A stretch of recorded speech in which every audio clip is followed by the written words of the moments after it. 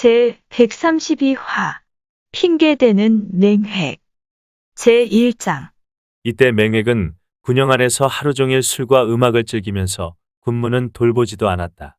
고작 한다는 일이 여러 주장들에게 큰 소리나 치는 것이었다. 내가 만일 제갈량에게 맞섰다면 필시간산 꾀에 빠졌겠지. 허나 지금은 저 험한 노수에 의지하여 고랑을 깊이 파고 보루를 높이 쌓은 채 기다리기만 하면 되는 거야. 그러면 촉군들은 혹독한 더위를 견디지 못하고 반드시 퇴각하게 되겠지.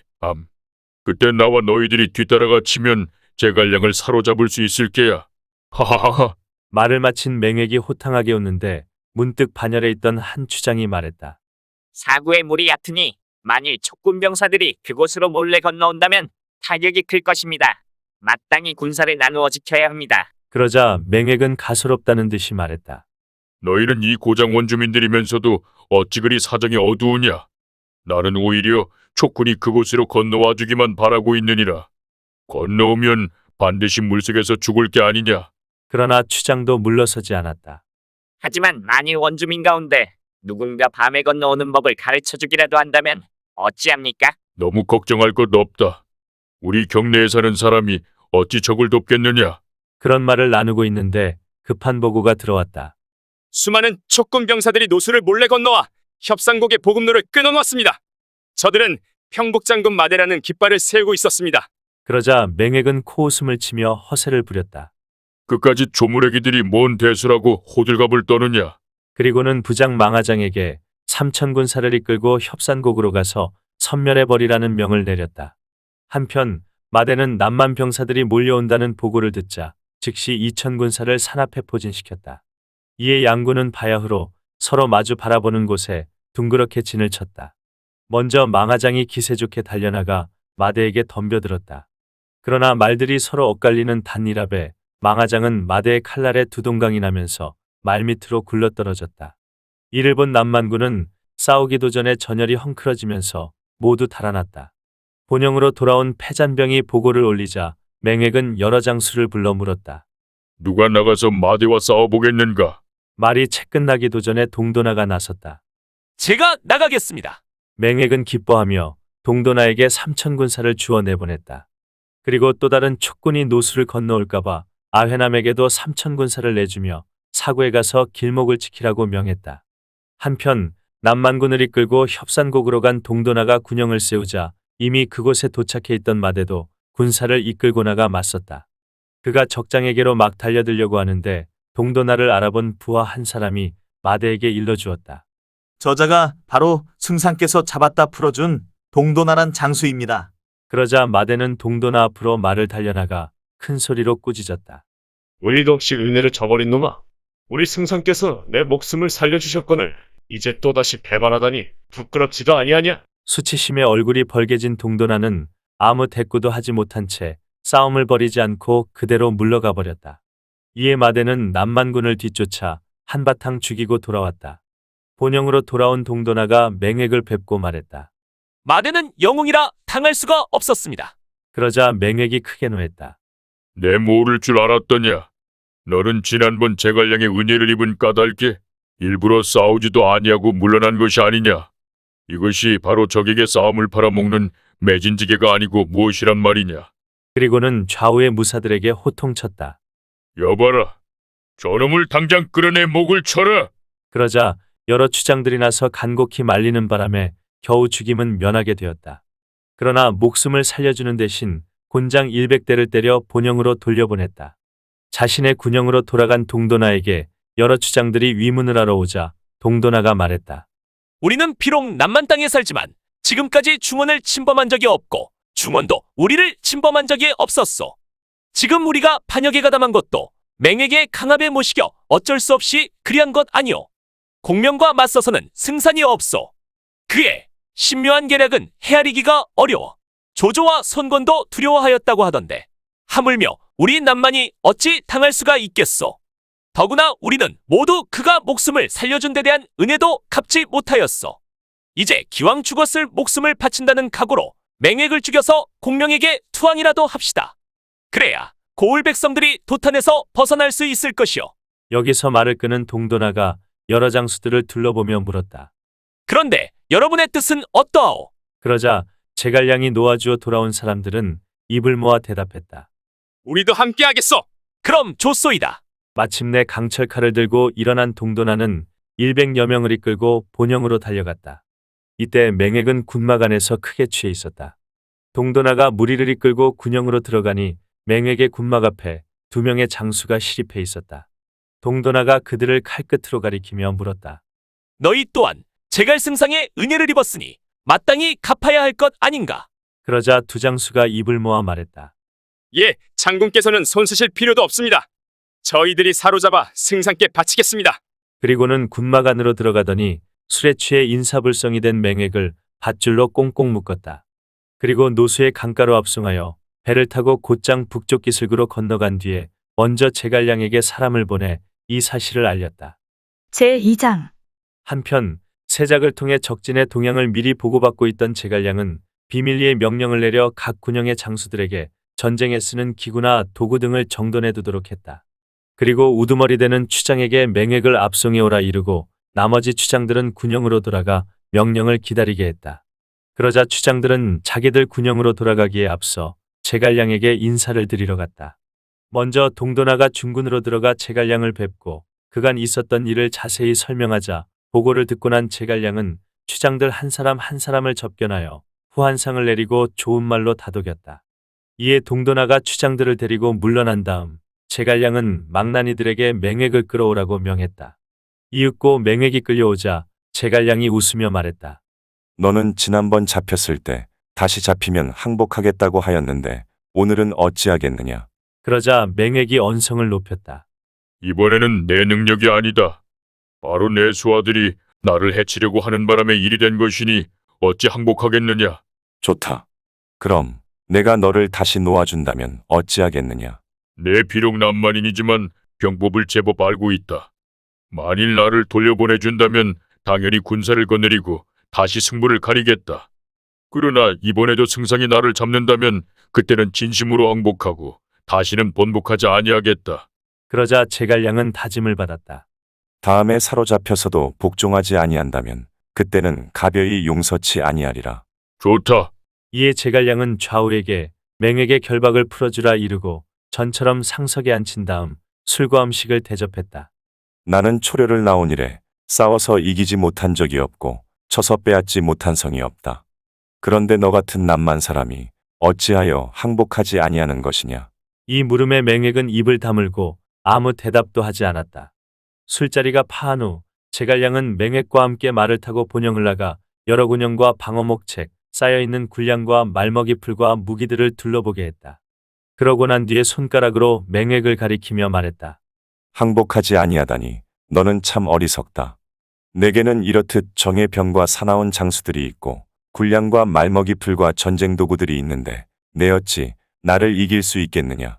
내가 일찌감치 항복한다면 내 황제께 주청을 드려 내가 왕위를 잃지 아니하고 자자손손 영원히 남만 땅을 지키도록 해주겠다. 내 생각은 어떠냐? 그러자 맹액이 이렇게 대답했다. 내 비록 항복한다 하더라도 고을 사람들이 아직 마음으로 항복하려 들지 아니할 것이니 어쩌겠는가. 만일 승상이 다시 놓아준다면 후야 인마를 잘 타일러 한마음 한뜻으로 귀순토록 하겠다. 제갈량은 흡족한 표정을 지으며 맹액과 함께 본영으로 돌아왔다. 그리고는 밤늦게까지 술을 마시다가 맹액이 돌아가겠다며 하직 인사를 하자 노수의 강변까지 친히 배웅나가 배에 태워 돌려보냈다. 본영으로 돌아온 맹액은 먼저 무사들을 군막 앞에 매복시켜 놓은 다음 신복을 시켜 동도나와 아회남을 불러오게 했다. 공명의 사자가 명령을 가지고 왔으니 받으라. 라는 구실이었다. 이 말에 속은 두 사람은 맹액의 본영으로 왔다가 그곳에 매복해 있던 무사들의 칼에 맞아 쓰러졌다. 맹액은 이들 시체를 개울가에 버리게 했다. 그리고는 믿을 만한 사람을 보내 길목을 지키게 한 다음 군사를 친히 이끌고 마대와 싸우기 위해 협산곡으로 갔다. 마대를 죽임으로써 노수이남의 촉군 전진기지를 없애겠다는 생각이었다. 그러나 협산곡에 도착하니 마대는커녕 병사의 그림자도 보이지 않았다. 이에 그곳 백성들에게 물어보았다. 여기 있던 촉군은 다 어디로 갔느냐? 그러자 모두들 이렇게 대답했다. 어젯밤 군령과 말먹이 풀을 싣고 노수 북쪽으로 돌아갔습니다. 이에 맹획은 다시 본영으로 돌아와 친동생 맹우를 불러 상의했다. 내 이번에 제갈량의 허실을 모두 알아왔으니 너는 가서 이러이러하게 하라. 그리고는 계책을 일러주었다. 이에 맹우는 남만병사 100여 이끌고 황금, 진주, 보물, 상아, 무소불 등을 가득 싣고 제갈량의 본영으로 가기 위해 노수를 건넜다. 그런데 노수를 막 건너자 앞쪽에서 북소리 나팔소리가 일더니 한 무리의 거센 군사가 앞을 가로막았다. 보니 앞장선 대장은 바로 마대였다. 너는 누구이며 어디로 가는가? 마대의 물음에 맹우는 쏙으로 떨면서 대답했다. 저는 맹에게 동생 맹우인데 승상을 뵈러 가는 길입니다. 마대는 즉시 병사를 보내 제갈량에게 이를 알리게 했다. 제3장 때마침 군마간에서 마송 역의 장관 비위 등과 함께 남만 평정에 대한 일을 의논하고 있던 제갈량은 군막 앞에서 측근이 외치는 소리를 들었다. 맹획이 아오 맹우를 시켜 보배를 보내왔다고 합니다. 그러자 제갈량은 앞에 있던 마속을 쳐다보며 물었다. 자네는 그자가 온 뜻을 알겠는가? 감히 말로 하기 어려우니 종이에 적어 보여드리겠습니다. 승상의 생각과 같은지 살펴봐 주십시오. 그리하게나. 제갈량이 허락하자 마속은 자신이 생각한 것을 적어 제갈량에게 건넸다. 제갈량은 그 종이를 펴보더니 손뼉을 치며 크게 웃었다. 하하하. 내 이미 맹획을 사로잡을 계책을 세워두었는데 어쩌면 내 생각과 이리가 틀고. 그리고는 즉시 조은을 불러 귓가에 대고 이러이러하게 하라는 분부를 내리고 위원도 불러 작은 소리로 분부를 내렸다. 또한 왕평, 마충, 관색을 불러 역시 비밀 지시를 내렸다. 계책을 받은 이들이 떠난 뒤에 제갈량은 맹우를 군막으로 불러들였다. 그는 상석에 앉은 제갈량 앞에서 두 번 절한 뒤에 말했다. 제영 맹액은 승상께서 살려주신 은혜에 감사하고 있으나 바칠 만한 마땅한 것이 없어 약간의 황금과 진주 등 보물을 장만하였으니 우선 군사들의 상품으로 쓰시라고 보내셨습니다. 곧이어 황제께도 별도의 예물을 바치겠노라고 하셨습니다. 그러자 제갈량이 맹우에게 물었다. 너의 형은 지금 어디 있느냐? 승상의 하늘 같은 은혜를 갚고자 은갱산으로 보물을 수습하러 갔으니 곧 돌아오실 것입니다. 너는 몇 사람이나 데리고 왔느냐? 감히 많이 데려올 수 없어 집 나르는데 필요한 100여 명만 데리고 왔습니다. 제갈량은 그들을 군막 안으로 들어오게 했다. 들어오는데 보니 모두가 파란 눈에 얼굴은 검고 머리털은 노란데 수염은 자줏빛이었다. 귀에는 금기고리를 달고 더벅머리의 맨발이었으나 하나같이 키가 크고 힘이 센 장사들이었다. 제갈량은 그들을 자리에 줄지어 앉게 한 다음 총나라 장수들로 하여금 그들에게 술을 권하며 따스하고 빈틈없이 대접하도록 했다. 한편 맹획은 군막 안에서 좋은 소식이 오기만을 기다리고 있었다. 그때 두 사람이 돌아왔다는 보고가 들어오자 맹획은 그들을 불러들여 일이 어떻게 되었는지를 물었다. 두 사람이 입을 모아 말했다. 제갈량은 예물을 받고 대단히 기뻐하며 따라간 사람들을 모두 군막 안으로 불러들여 소와 말을 잡고 큰 잔치를 베풀어 대접하고 있습니다. 작은 대왕께서 저희에게 은밀히 이르시기를 오늘 밤 이경쯤 안팎에서 서로 호응하면 큰일을 이룰 수 있을 것이라는 말씀을 전하라고 하셨습니다. 이 말을 들은 맹획은 크게 기뻐하며 즉시 3만 군사를 점거한 뒤 3개 부대로 편성하는 한편 각 고을의 추장들을 불러 분부했다. 각 군은 모두 불을 지필 수 있는 도구를 휴대하라. 오늘 저녁 촉군 군영에 도착하거든 불을 찔러 신호를 보내라.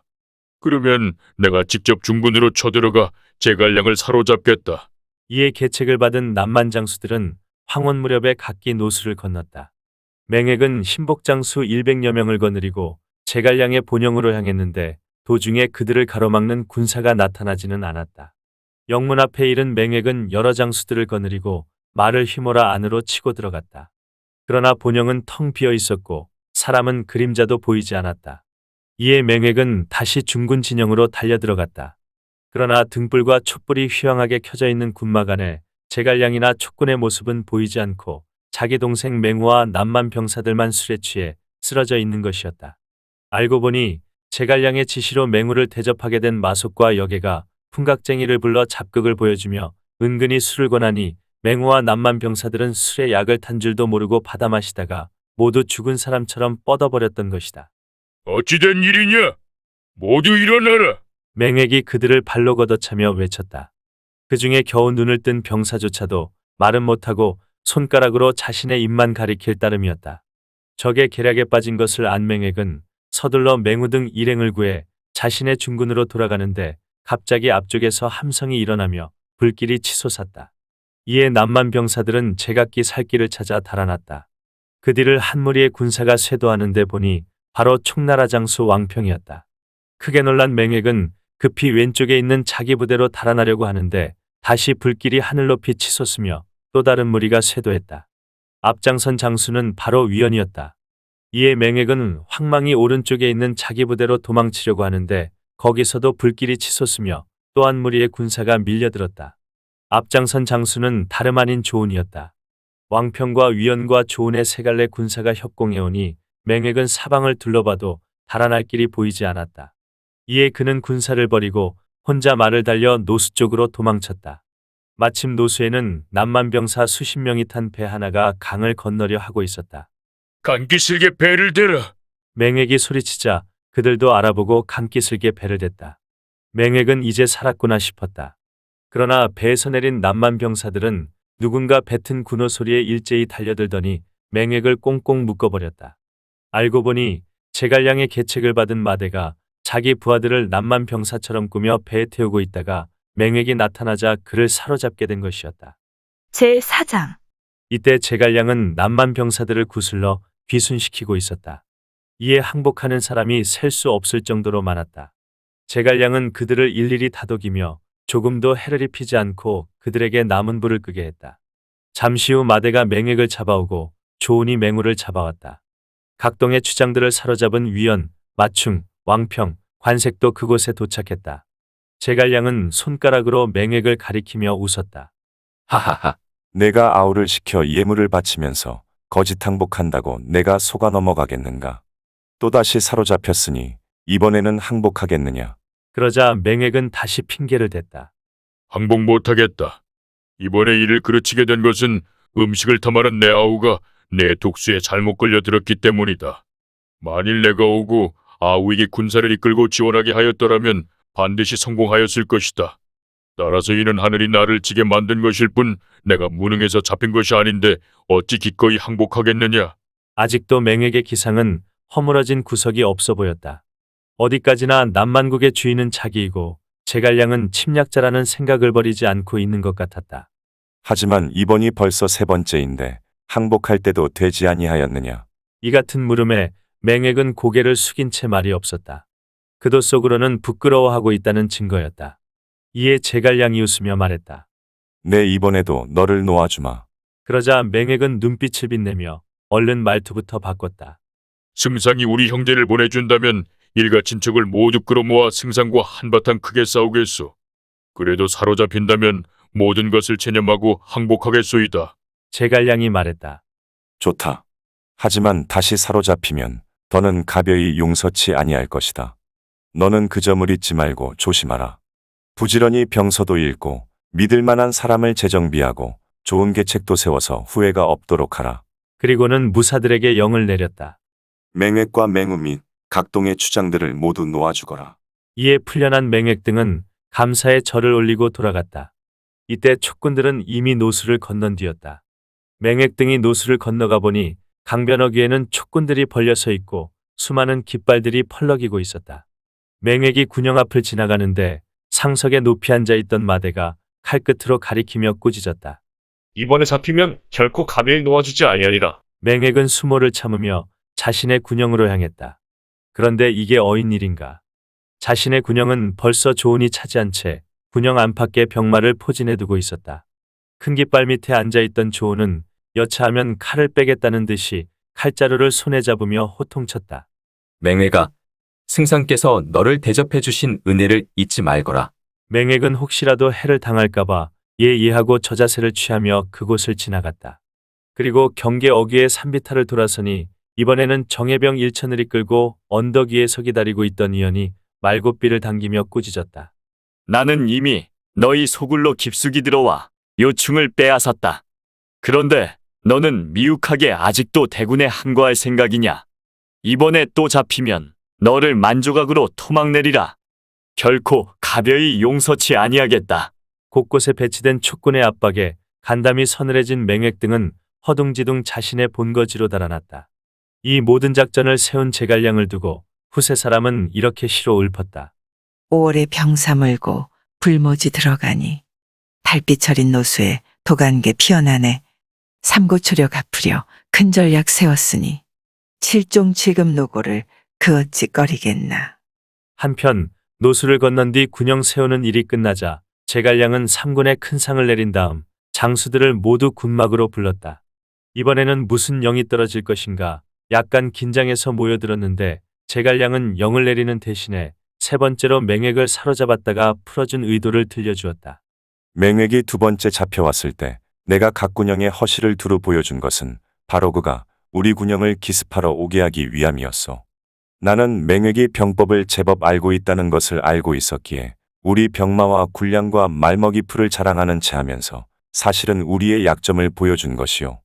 그러면 맹획은 반드시 화공을 펼 것이라 예상했는데 과연 그는 자기 아우를 거짓 항복시켜 안에서 호응토록 만들려고 하였소.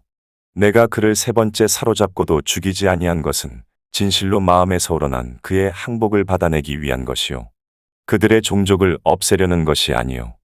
내 이제 여러분에게 내 의도를 분명히 알려드렸으니 노고를 아끼지 말고 마음을 다해 나라에 보답하여야 할 것이요.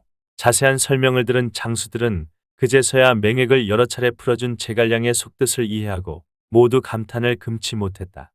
지 인용 세 가지를 모두 갖추셨으니 비록 자나 장량이라 하여도 승상께는 미칠 수 없을 것입니다. 허허, 내 어찌 감히 옛사람들을 넘볼 수 있겠소. 모두 그대들이 힘써주어 함께 이룬 공로와 업적일 뿐이요. 그 같은 제갈량의 말을 듣자 장수들은 모두 기뻐했다. 한편 세 번이나 사로잡히는 수모를 당한 맹획은 속이 부글부글 끓는 가운데 은갱동으로 돌아왔다. 그리고는 신복들을 시켜 황금과 진주 등 막대한 양의 보물을 가지고 8개 민족 93개 지역과 남만 땅의 각부락을 돌아다니며 칼과 방패를 쓸 줄 아는 요족 장정들을 모집하도록 했다. 요족이란 서남쪽에 살던 잡다한 소수민족들을 일컫던 명칭인데 맹획의 신복들이 금은 보화를 주자 너도 나도 용병에 가담했다. 이들은 정해진 날짜가 되자 지정한 장소까지 각처에서 구름처럼 몰려들어 맹획의 명령을 들었는데 그 숫자가 물경 수십만에 달했다. 길가에 잠복해서 적의 동정을 살피던 병사가 돌아와서 이 같은 사실을 알리자 제갈량은 껄껄 웃었다. 하하하. 나도 오랑캐병사들이 모두 몰려와 주기를 기다리고 있던 참인데 아주 잘 되었군. 내 능력을 보여줄 때가 되었으니. 그리고 작은 수레에 올라 길을 떠나니 기마병 수백 기가 그 뒤를 따랐다. 읽어주는 고품격 삼국지는 다음 화도 계속됩니다. 이번 이야기를 재미있게 읽으셨다면 좋아요와 구독을 눌러주세요. 그리고 작품을 해설하는 프롤로그도 꼭 읽어주세요.